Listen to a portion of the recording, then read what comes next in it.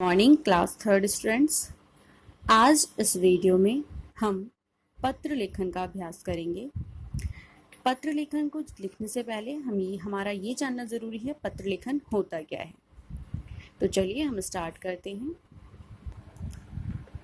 पत्र लेखन हमें अपने दूर रहने वाले मित्रों या संबंधियों अथवा विद्यालय या किसी कार्यालय आदि में हमें पत्र लिखना पड़ता है, तो इसी को ही कहते हैं पत्र लेखन। जब हम अपने दूर रहने वाले मित्रों, संबंधियों, विद्यालय या कार्यालय में किसी को पत्र लिखते हैं तो इसी को ही लिखना पत्र लेखन कहलाता है।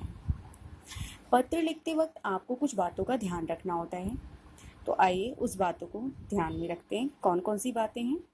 पहली बात है, पत्र पर अपना नाम, पता और तिथि। अर्थात जब भी आप पत्र लिखेंगे तो सबसे पहले पत्र पर अपना नाम, पता आपको अपना और जिसको आप भेज रहे हैं उसका पता दोनों होना चाहिए, और तिथि अर्थात दिनांक, डेट भी होनी चाहिए।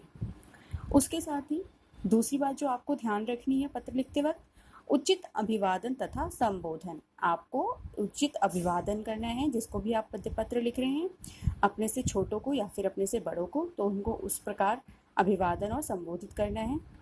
तीसरी बात आपको ध्यान रखनी है पत्र लिखते वक्त कि पत्र की भाषा सरल और लिखाई सुंदर हो। पत्र में आपकी भाषा बहुत ज़्यादा कठिन ना हो, सरल हो और लिखाई सुंदर हो। तो चलिए आज हम एक पत्र को देखते हैं, फिर उसके बाद आपको गृह कार्य के लिए देंगे। चलिए स्टार्ट करते हैं। तो इस वीडियो में आप एक पत्र देख रहे हैं। बीमार होने पर अवकाश के लिए मुख्य अध्यापक को पत्र है। तो पत्र लिखते वक्त सबसे पहले आपको लिखना होता है सेवा में, और आप देख रहे होंगे पूरा पत्र एक सीधी लाइन में लिखा गया है। आजकल इसी को फॉलो किया जाता है, इसी पैटर्न को फॉलो किया जाता है, तो आप भी इसी पैटर्न को फॉलो करेंगे। सबसे पहले लिखेंगे सेवा में, उसके बाद मुख्य अध्यापक महोदय, उसके बाद अपने स्कूल का नाम और स्कूल जहाँ पर है उसका पता, DLF अंकुर विहार। उसके बाद हम आते हैं विषय। विषय का अर्थ होता है किस टॉपिक पर आप पत्र लिख रहे हैं, क्यों लिख रहे हैं आप, तो उसे संक्षिप्त में विषय में स्पष्ट कर देते हैं अपने टॉपिक को।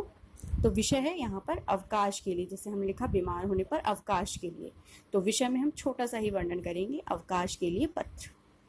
अब आते हैं संबोधन की बात। तो यहाँ पर हमने संबोधित किया है आदरणीय महोदय।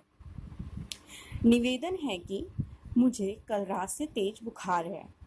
डॉक्टर ने मुझे 4 दिन तक दवा लेने और आराम करने की सलाह दी है, इसलिए आपसे प्रार्थना है कि आप मुझे 20/4/2020 से 23/4/2020 तक 4 दिन का अवकाश प्रदान करने की कृपा करें। धन्यवाद। अब आपने यहाँ पे देखा कि इस पत्र में आदरणीय महोदय के बाद लाइन छोड़ के फिर शुरू किया गया है।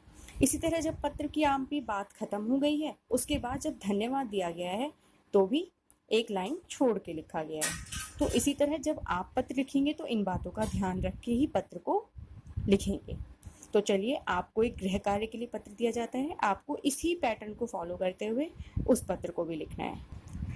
देखिए, ये है आपका गृह कार्य। बीमार होने पर अवकाश के लिए प्रधानाचार्य को पत्र लिखना है आपको। बीमार होने पर अवकाश के लिए प्रधानाचार्य को पत्र। धन्यवाद।